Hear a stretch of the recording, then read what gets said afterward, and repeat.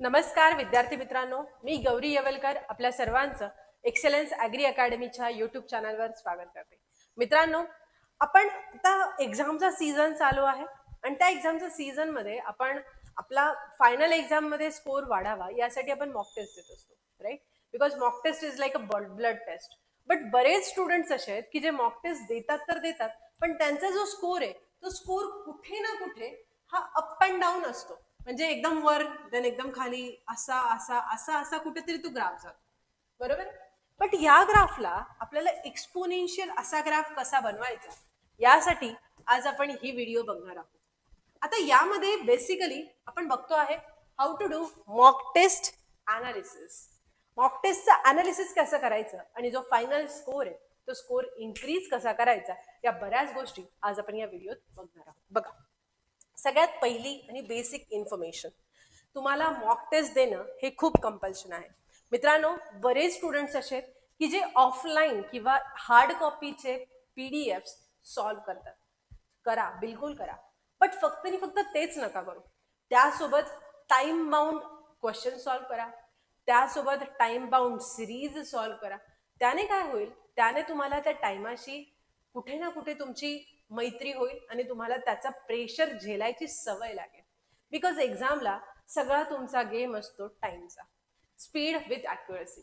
मग या पॉईंटने तुम्हाला त्यामध्ये मॉक टेस्ट खूप मोठा रोल प्ले करणार आहे. बिकॉज मॉक टेस्ट असं म्हणतात की mock test is like a blood test. म्हणजेच काय, जोपर्यंत आपण ब्लड टेस्ट करत नाही आपण सांगू शकत नाही की आपल्याला रिक्वायरमेंट कसली आहे, कोणत्या ब्लडची रिक्वायरमेंट आहे. सेम, जोपर्यंत तुम्ही मॉक टेस्ट देणार नाही तोपर्यंत तुम्हाला समजणार नाही की मला एक्झॅक्टली कोणत्या टॉपिकमध्ये इम्प्रूव्ह करायची गोष्ट. सो त्या पॉईंटने तुम्हाला अनालिसिस त्या मॉक टेस्टचं करणं प्लस मॉक टेस्ट रेग्युलर देणं हे खूप जास्त गरजेचं आहे. बघा, आता आपण मॉक टेस्ट अनालिसिस कसं करणार. सर्वात पहिले कन्सिडर करा की तुम्ही एक मॉक टेस्ट दिली, ठीक आहे. You have given one mock test. ती मॉक टेस्ट दिल्यानंतर तुम्हाला तिथे 3 प्रकारचे क्वेश्चन्स भेटतील. फर्स्ट असतील जे क्वेश्चन तुमचे राईट आलेत, सेकंड असेल जे क्वेश्चन तुमचे रॉंग आलेत, आणि थर्ड असतील जे तुम्ही स्किप केलेत. ओके, आता बघा, सगळ्यात पहिले आपण बघूया जे क्वेश्चन तुमचे राईट आलेत. सर्वात पहिली आणि महत्वाची गोष्ट बघा, जर तुमचे क्वेश्चन राईट आलेत तर त्याला टाइम किती लागलाय तुम्हाला चेक करायचं आहे की टाइम किती लागलाय, ठीक आहे. प्लस जर त्याच्यात तुमचा टाइम मॅक्झिमम टाइम असेल, म्हणजेच एका क्वेश्चनला मोर दॅन 1.5 मिनिट किंवा मोर दॅन 1 मिनिट तुम्ही देताय आणि देन तुमचं ते राईट होत आहे, तर ते राईट येऊनही काहीही बेनिफिट नाही. Almost maximum 1 minute is more than sufficient, is more than sufficient. Okay, जर तुम्हाला टाइम जास्त लागलाय तर तुम्हाला असं बघायचंय असा कोणता अप्रोच आहे. You need to discover new approach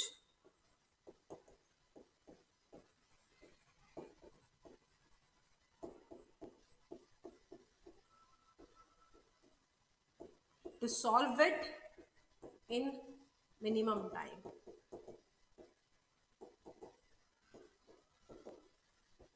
clear? जर तुम्हाला मॅक्झिमम टाइम लागतोय, जास्त वेळ लागतोय एक क्वेश्चन राईट यायला, बघा, जर सपोज तुमचा एक क्वेश्चन 2 मिनिटात सॉल्व्ह होतोय किंवा 2 मिनिटात तुम्ही राईट आन्सर काढताय, पण जर सपोज त्या क्वेश्चन ऐवजी तुम्ही जर सपोज अजून 2-3 क्वेश्चन ते 30 सेकंदात सॉल्व्ह करू शकत असते तर ते जास्त बेटर झालं असतं ना. म्हणजेच काय, तुम्हाला क्वेश्चन सिलेक्ट पण करताना असा क्वेश्चन सिलेक्ट करायचा आहे की ज्याला तुम्ही कमी वेळात विथ अॅक्युरसी सॉल्व्ह करू शकता, ठीक आहे. देन रॉंग क्वेश्चन गेलाय तर रॉंग तुमचा 2 मोमेंटने 2 वेळाने गेला असेल. एक तर तिथे मध्ये तुम्ही सिली मिस्टेक केली असेल किंवा काहीतरी तुमची कन्सेप्च्युअल मिस्टेक असेल. जर सपोज तुमची सिली मिस्टेक आहे तर त्या सिली मिस्टेकला तुम्हाला सॉल्व्ह करण्यासाठी प्लस मायनस पर्सेंटेज 2 होता तिथे 3 बघितला, अशा काहीतरी मिस्टेक्स होऊन जातात. जर ही अशी मिस्टेक असेल तर तुम्हाला कॉन्सन्ट्रेशन बिल्टअप करायची गरज आहे. ते कॉन्सन्ट्रेशन बिल्डअप कसं करायचं? डेली काही 15 ते 20 मिनिटं रेग्युलरली सकाळी मेडिटेशनसाठी द्या किंवा योगा करा, जेणेकरून तुम्ही तुमच्या स्वतःवर फोकस कराल आणि तुमचं कॉन्सन्ट्रेशन हळूहळू ग्रो होईल.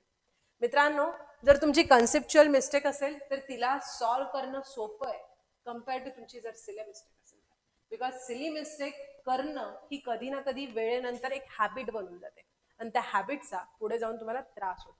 सो बेटर इज, जर कन्सेप्च्युअल असेल तर तुम्हाला ती कन्सेप्ट ती क्लिअर करायची आहे. कन्सेप्ट क्लिअर करून जर तुम्ही सॉल्व्ह कराल तर बिलकुल त्यामध्ये तुम्ही कमी वेळात सॉल्व्ह कराल. जर सिली मिस्टेक असेल, सिली मिस्टेकसाठी काय करणार आपण? मेडिटेशन प्लस शांत, एक्झामच्या वेळेस काहीही कोणत्याही प्रकारचा डिस्टर्बन्स नको, मोबाईल साईडला नको, प्लस घरामध्ये कोणी येतंय कोणी जातंय असा डिस्टर्बन्स चालणार नाही. जे क्वेश्चन स्किप केलेत ते पण 2 मोमेंटमुळे स्किप केले असतील. एक तर तुम्हाला त्या क्वेश्चनला सॉल्व्ह करण्यासाठी टाइमच नाही भेटला, नॉट सफिशियंट टाइम,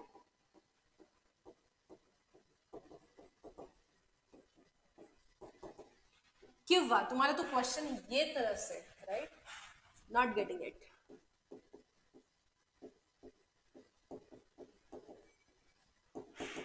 बरोबर, 2 ऑप्शन्स आहेत, त्यामुळे तुम्ही तो क्वेश्चन स्किप केला असेल. पहिला की तुमच्याकडे एक सफिशियंट टाइम नसेल, किंवा तुम्हाला तो क्वेश्चन येत नसेल किंवा तुम्हाला ती कन्सेप्ट येत नसेल. सफिशियंट टाइम का नाही आहे? रिझन इज हिअर, तुम्ही ज्या क्वेश्चनला राईट केलेले त्या क्वेश्चनला तुम्ही मॅक्झिमम टाइम दिला, त्यामुळे तुम्हाला त्या क्वेश्चनला अटेम्प्ट करायला टाइम नाही मिळाला. दुसरं, नॉट गेटिंग इट, कन्सेप्ट नाही आहे, again go to the concept, solve this and then solve. अशा पद्धतीने जेव्हा तुम्ही मॉक टेस्ट सॉल्व्ह कराल तर मॉक टेस्ट सॉल्व्ह केल्यानंतर तुम्हाला या पद्धतीने या चार्टने त्याचं अनालिसिस करायचं आहे. जेव्हा तुम्ही या चार्टने अनालिसिस कराल तेव्हा तुमच्याकडे काही टॉपिक्स निघतील. टॉपिक्स कोणते टॉपिक्स निघतील? पहिले कन्सेप्च्युअल क्लिअरन्स वाले, की ज्यामध्ये तुम्हाला कन्सेप्ट क्लिअर करायची आहे, कन्सेप्च्युअल क्लिअरन्स. आणि काही टॉपिक्स निघतील की ज्यामध्ये तुम्हाला स्पीड वाढवायचं आहे, स्पीड इन्क्रीजिंग टॉपिक्स.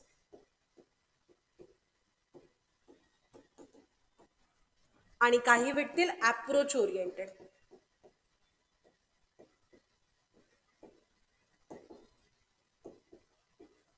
ठीक आहे, हे असे वेगवेगळे टॉपिक्स काढा. कन्सेप्च्युअल क्लिअरन्स, सपोज जर तुम्हाला एखादा टॉपिक असेल टाइम स्पीड डिस्टन्सवरचा एखादा क्वेश्चन, त्यामध्ये तुम्हाला सॉल्व्ह कसं करायचं हे नाही क्लिअर होते, त्यामध्ये तुम्ही कन्सेप्ट क्लिअर कराल की कसं सॉल्व्ह केलं पाहिजे. ठीक आहे. देन स्पीड इन्क्रीजिंग, सपोज त्याला सॉल्व्ह करताना तुम्हाला कन्सेप्ट तर क्लिअर आहे पण सॉल्व्ह करण्यासाठी तुम्ही इक्वेशन वापरतायत, मग त्याने लेंथी होते. पण जर तिथे तुम्ही मिक्सड एलिगेशन वापराल, तिथे तुम्ही रेशिओ बेस्ड वापराल, तर तिथे तुमचं काहीतरी स्पीड इन्क्रीज होईल. ठीक आहे. आणि अप्रोच ओरिएंटेड म्हणजेच त्या क्वेश्चनला सॉल्व्ह करण्याचा जो अप्रोच आहे तो अप्रोच बिल्टअप करायचा आहे.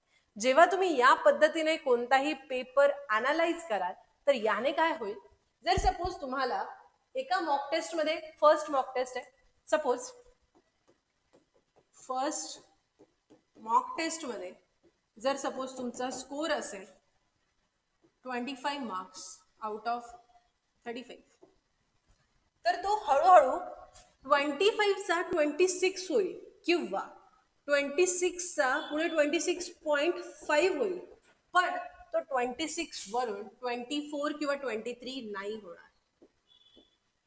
समजलं माझं म्हणणं काय? हे क्लिअर झालं. जर या अप्रोचने तुम्ही सॉल्व्ह कराल, जर या अप्रोचने तुम्ही वर्कआउट कराल तर त्याने तुमचा काय होईल? स्कोर वाढेल. क्लिअर? स्कोर वाढेल. ऍज इट इज अगेन तुम्ही तीच मेथड फॉलो करा. हळूहळू हळूहळू हळूहळू तुमचा जो ग्राफ आहे तो ग्राफ असा असा असा असा वाढत जाईल, हळूहळू वाढेल, चालतंय, काही प्रॉब्लेम नाही. पण जेणेकरून तो असं अप अँड डाऊन वाला तरी ग्राफ राहणार नाही. क्लिअर? ठीक आहे. देन आता काय करायचंय, तुम्ही जर सपोज डे 1ला डे वाईज कसं पण डिस्ट्रीब्युशन केलं पाहिजे बघा. जर सपोज तुम्ही डे 1ला मॉक टेस्ट दिली, डे 1 मॉक टेस्ट दिली, ठीक आहे, तर तुम्ही काय कराल, त्याच दिवशी 30 मिनिटचा ब्रेक घेऊन त्या मॉक टेस्टला प्रॉपर अनालाइज कराल. अनालिसिस कराल त्याचं. ठीक आहे. अनालिसिस केलेले जे पॉइंट्स असतील त्या पॉइंट्सवर तुम्ही काम हे डे 2 ला करणार आहे. Day 2 points of analysis. म्हणजेच जर सपोज तुम्हाला अनालिसिस मध्ये असं दिसलं की मला प्रॉफिट अँड लॉस वर वर्क करायची गरज आहे, माझी कॉन्सेप्ट मिस होते, या डे 2 मध्ये तुम्ही प्रॉफिट अँड लॉस करा. जर तुम्हाला असं दिसलं नाही माझं टाइम अँड वर्क मध्ये ना टोटल वर्क काढताना गडबड होते, मग मी ते करतो, मग तुमचं हे तिथे क्लिअर होईल. डे 2 पूर्णपणे तुम्ही त्या अनालिसिस केलेले जे पॉइंट्स आहेत त्याला तुम्ही स्ट्रॉंग करण्यासाठी घालता. Okay. Again day 3 in the morning, day 3 मॉर्निंगला तुम्ही अगेन काय कराल, मॉक टेस्ट देणार. परत त्या मॉक टेस्टला अनालिसिस त्याच दिवशी करणार. त्याचा जो पण काही पॉइंट्स आहे, त्याचे जे पण काही स्टार पॉइंट्स असतील त्याला अनालिसिस तुम्ही सेकंड डेला करा. असं तुम्ही जर सपोज 5 मॉक टेस्टचं अनालिसिस केलं तर तुमच्याकडे बरेच पॉइंट्स येतील आणि त्या पॉइंट्सवर तुम्हाला वर्कआउट करून नेक्स्ट मॉक द्यायची. मग हे 5 वेळा मॉक टेस्टचं अनालिसिस झालं की जे तुम्ही आता इथे हे करण्यासाठी 2 दिवस घालवताय, तर 2 दिवसाऐवजी तुम्हाला आता ही जी प्रोसेस आहे ती प्रोसेस तुम्ही एका दिवसात कम्प्लीट करणार. बिकॉज पहिले तुमचे मॉक टेस्टमध्ये जास्त रॉंग जात असतील, तुम्हाला ते क्वेश्चन बघावे लागतील, कुठे चुकतायत काय चुकतायत.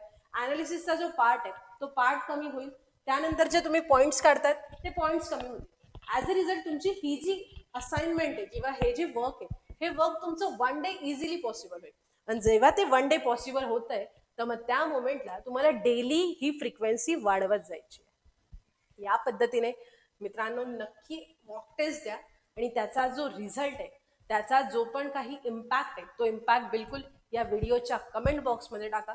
मित्रांनो अशाच नवनवीन वेगवेगळ्या स्ट्रॅटेजीजसाठी, येणाऱ्या अपकमिंग एक्झामच्या PYQसाठी आणि येणाऱ्या अपडेटसाठी या चॅनलला बिलकुल सबस्क्राईब करा, या व्हिडिओला लाईक करा, आपल्या सगळ्या मित्रांसोबत शेअर करा आणि व्हिडिओला कमेंट नक्की करा. Thank you so much.